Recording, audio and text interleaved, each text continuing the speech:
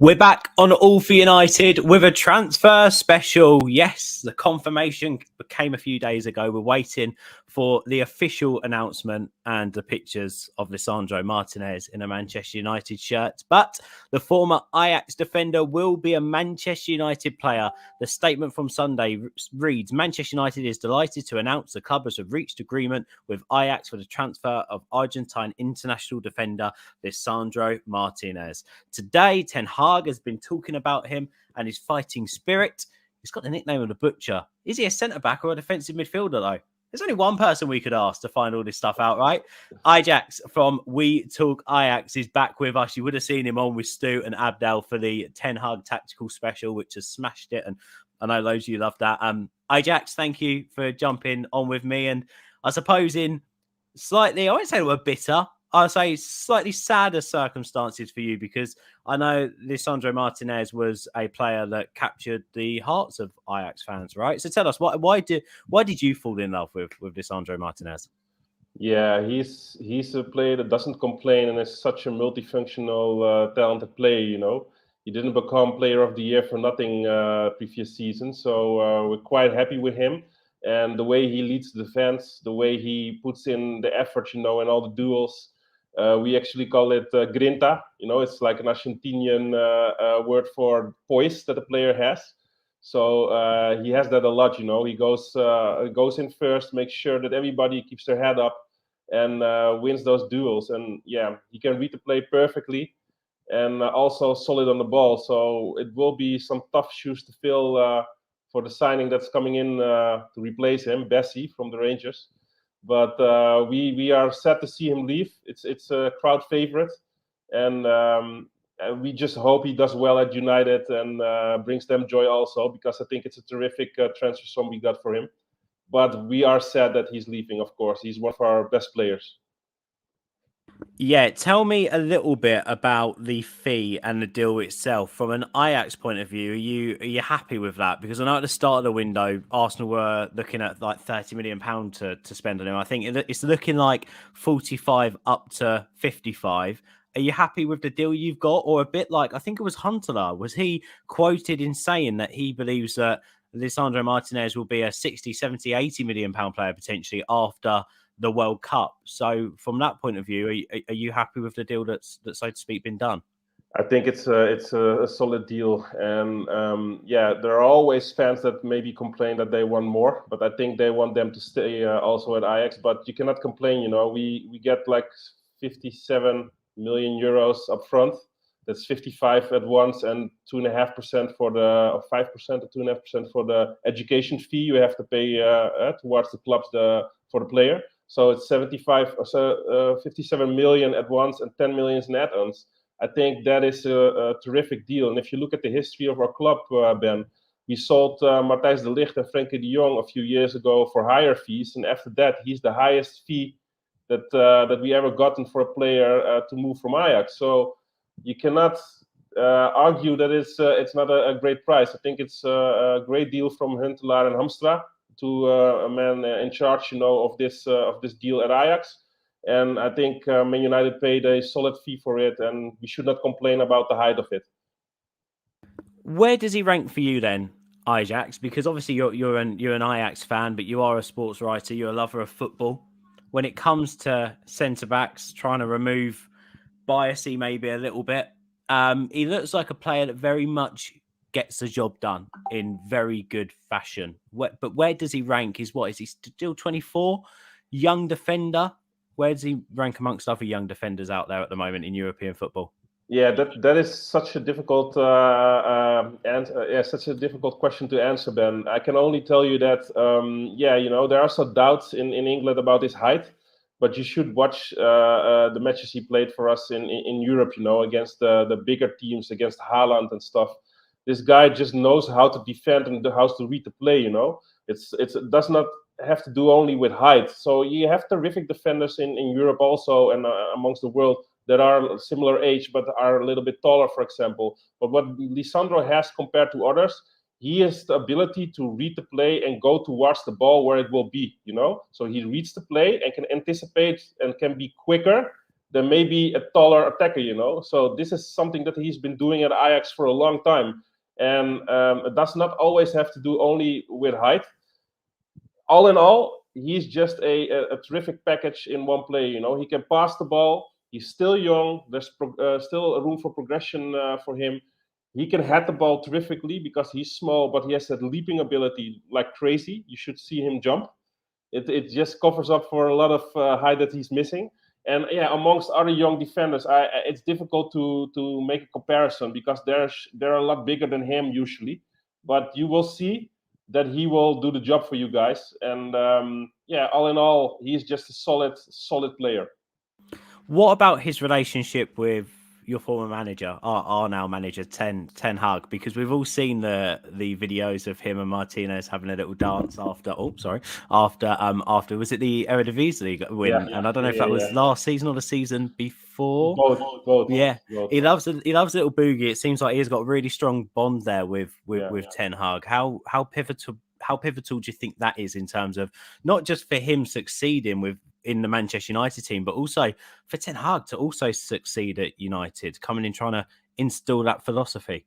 Yeah, I think it's very important, Ben. It's one of the things that has to be instilled within the Man United squad, because if you do not have the players that you can build up to play your philosophy, your kind of football, then it's difficult to transform a whole team to do it at once. You know, you should have a few players within your team that can show the others how it's done. And with Martinez, you know, he's been at Ajax for 3 years. He played under Ten Hag a very long time. He knows what is expected from him.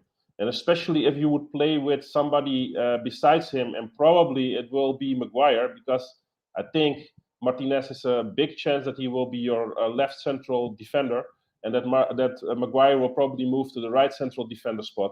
So somebody for Maguire next to him that can distribute the ball and that can play that passing play and maybe lift the Maguire's level also, because you saw a few seasons ago Maguire can give passes, but somehow he wasn't able to do a great job last season. So maybe if the players around him are different, players that are capable of passing the ball and to progress the play, maybe he will flourish more also, and he can be a great combination for him with the height and with the grinta of Martinez next to him.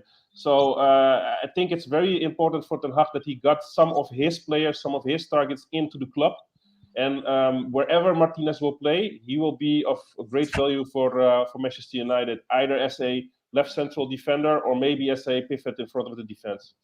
I'm with you. I think it will be a Martinez-Maguire partnership next season, and I think that is a natural partnership as well, more natural than maybe even Varane Martinez. And I'll tell you why I think we've gone for Martinez. I think Lindelof was always going to be of the quality of a decent backup for a Champions League side at the very least, and that's where United need to get to next. You're also never going to win a league with Victor Lindelof starting in your back four. Martinez is very much a player that you could do and can come on and can still improve. He's still got to reach his peak, and he's still got an even higher ceiling. And I think if he can continue to progress playing up the levels, he'll become one of the best centre-backs in European football, because he has that ceiling and that progression. Maguire, he's a very good Premier League footballer. My questions are still there whether he has got it on the biggest stage, on the biggest nights, but we'll only have to wait and see. But what I would say is we've had a lot of very good English defenders play before who can do it in that moment because of their grit, because of their know-how, and because of their intelligence. I think with Harry Maguire, you've sort of got to forget the last season if you're a Manchester United fan. And you've actually got to remember why Pep Guardiola wanted him at City, why Mourinho wanted him at United the season before he actually joined. And a big part of that is actually because of his natural ability to be able to play football for a big lad. I mean, there were so many clips online when he first signed for United of the storming runs he used to go for Hull and, you know, and Leicester and people forget that, and also how good he is with the ball at his feet as well. He scored a couple of terrific goals for United, one of which in an FA Cup game. I'm not trying to say that that's what matters, but Ten Hag likes to play progressive football, starting with his centre-backs, and Maguire can actually do that. Like, if it's one thing he actually probably done well last season, it was that. He kept attempting passes that the players further forward should have been ready for. And they just weren't, because there was no link up from defence to midfield to attack, or from defence to attack. It just wasn't there. The cohesive unit wasn't there. I think, personally, Ten Hag doesn't fancy Varane. And I like Varane, and I think he's a great defender. But to play in a Ten Hag system, from what I learned from your show, especially, which anyone should go and watch if you want to learn more about that, it's not just about having it up there, which Varane's got in abundance. It's having it in your feet. It's having it in your legs. And I just don't think Varane has got that consistency anymore with his fitness, with his shape. Yeah, he's so injury prone. For Ten Hag to look at him and go, I know that no matter what, you're going to be in that defence for 30 games next season. Whereas if you do that with Maguire and Martinez, you know they will be. So I personally, and I also, by the way, side point, I think Varane's a little bit overrated on the ball. I don't think he's the best on the ball. He goes backwards a lot and to the right back quite often. He's not expansive in his passing. And it's easy to shine also, Ben, if you had Sergio Ramos beside you for years, you know. Yeah. So this is one of the greatest central defenders of the world, you know. I'm not a Real Madrid fan, but I love that guy. Guy is terrific. So if you have that kind of player beside you, maybe you shine more also, you know. But if it's only you and you have to be the big guy, it's a little bit different. Yeah. And that's why I agree with you. I think Maguire and Martinez is a great partnership. And I also think in terms of leadership there, you've got two leaders at the back, very natural leaders in the back in Maguire and Martinez. And I think if Malacia isn't owning that left side and Shaw's out there, you've got Martinez in his ear to make sure that Shaw positionally is right. Because we even saw against Melbourne, Shaw was miles out of position. That won't happen next season under Ten Hag. Like, that will be ironed out very quickly. Miles out of position. With Martinez there, he'll be better on the cover than Lindelof was. Then Maguire on the other side, who's going to be Ten Hag's captain, with whether it's Dalot or whoever's going to be out there. Again, I think you've got two natural leaders to build out from the back, and I think that's really exciting for United. And Maguire might not be people's cup of tea, but I beg any United fan out there who last season had enough of seeing Maguire, please just remember why we signed him, why he ended up in the Euro and the World Cup Team of the Year both years on a trot, and that was because of his ability. And let's not forget that.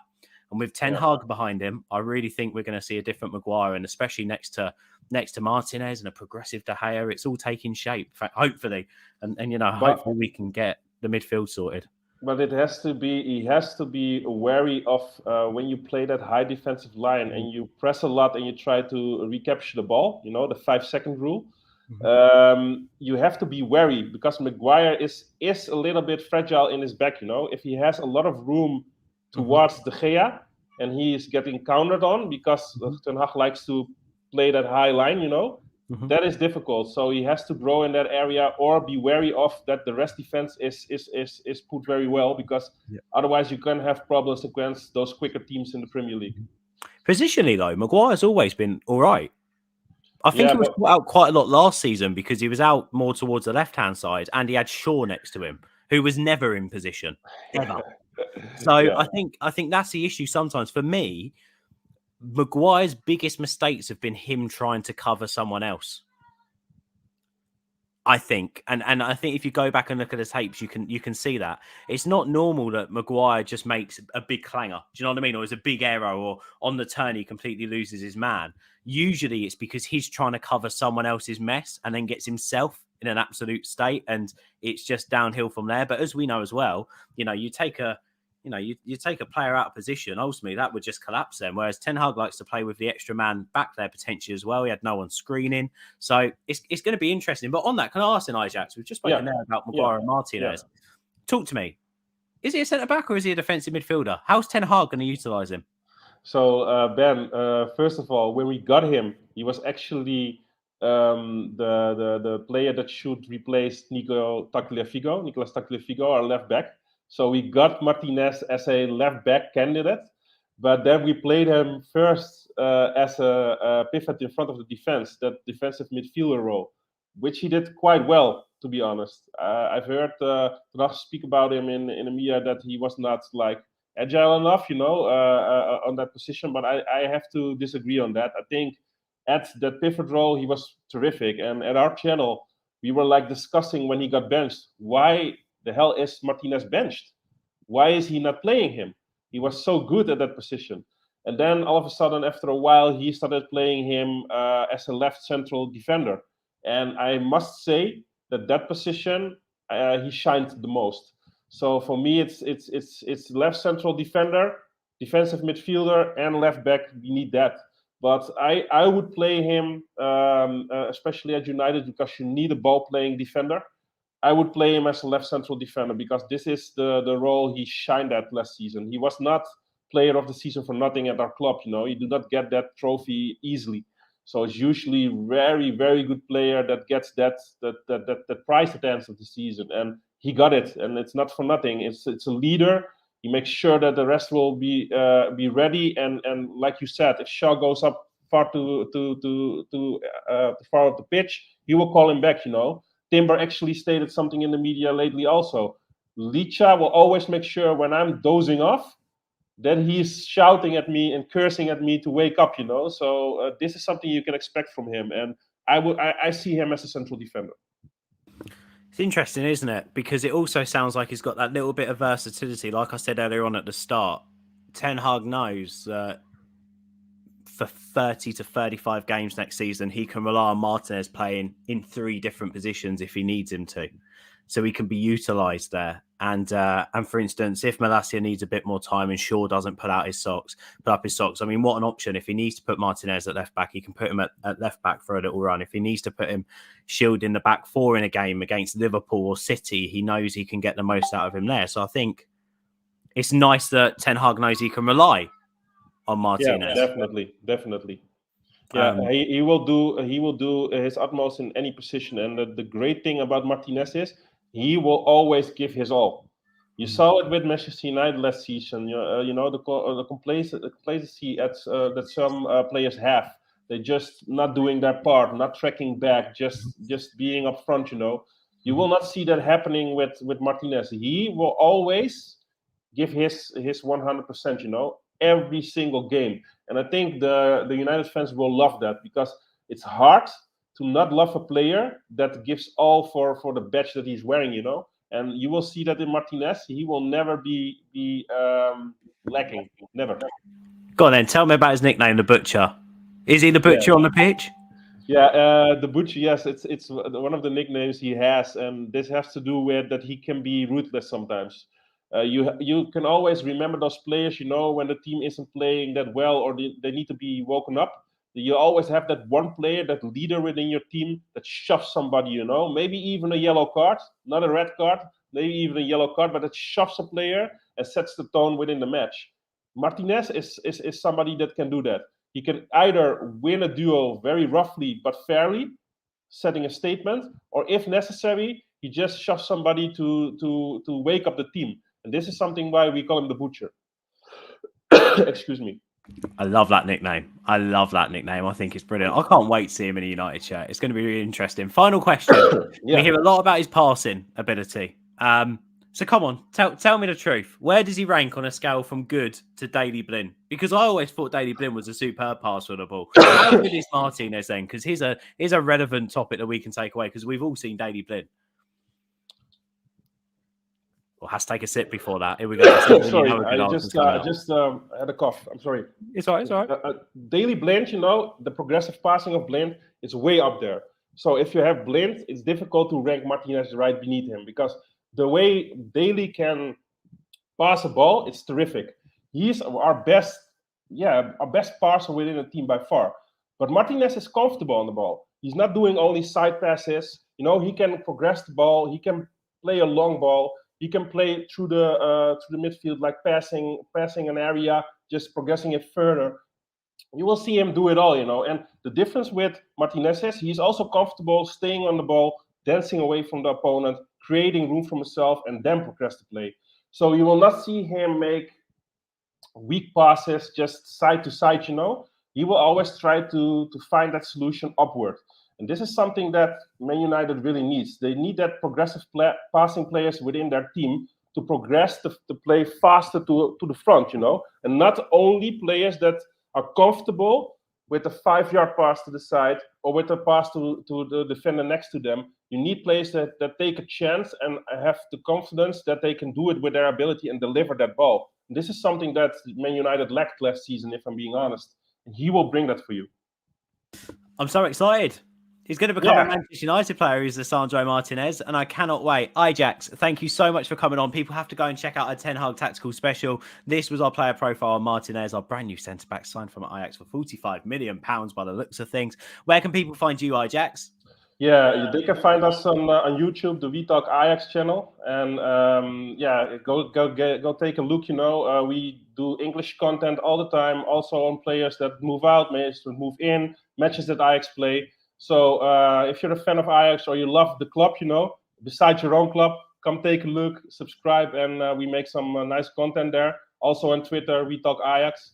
Love to see you guys around and talk with you in the comments. 100%. Thanks for having me, Ben. We'll definitely have EyeJax on again. Superb as always. Thank you, mate. We'll wait for the official announcement for Martinez. Cannot wait to see him in a red shirt. It's looking like either against Atletico Madrid or Real Valenco we'll see him first because they're not joining up, him and Ericsson, on the preseason tour. Make sure you hit subscribe if you enjoyed this video. Like it as well. Share it wide because this is the only player profile you need to get excited about our brand new signing, the Argentine centre-back, Lisandro Martinez. Ciao for now.